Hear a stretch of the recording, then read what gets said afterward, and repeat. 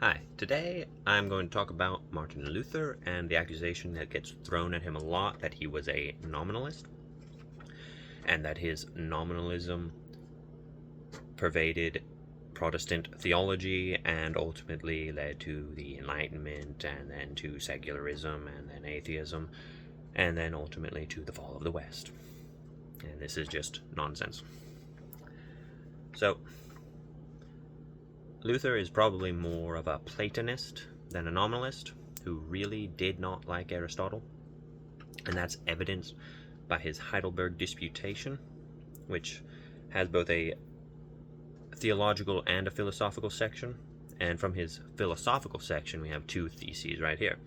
Thesis 36, Aristotle wrongly finds fault with and derides the ideas of Plato, which actually are better than his own.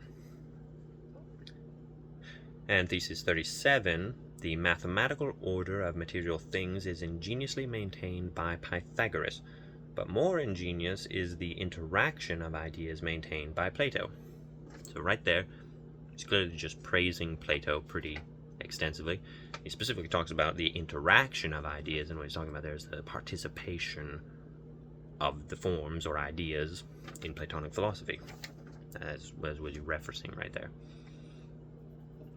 Another piece of evidence is his publication of the Theologia Germanica, which is a German mystic writing which was very much influenced by Platonic philosophy, and in the preface of his publishing of this older work by another author, translating it into Latin, I believe, he states that this work, Theologia Germanica, is the work that he has learned besides the Bible and the works of St. Augustine, the work that he has learned the most about God and of Christ and of man and of all things.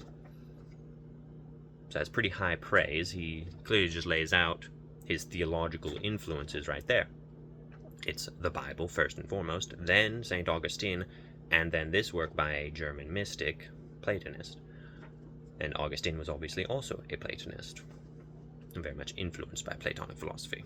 And so, it seems pretty clear that his primary theological influences are not nominalism, but Platonism. Alright, thank you.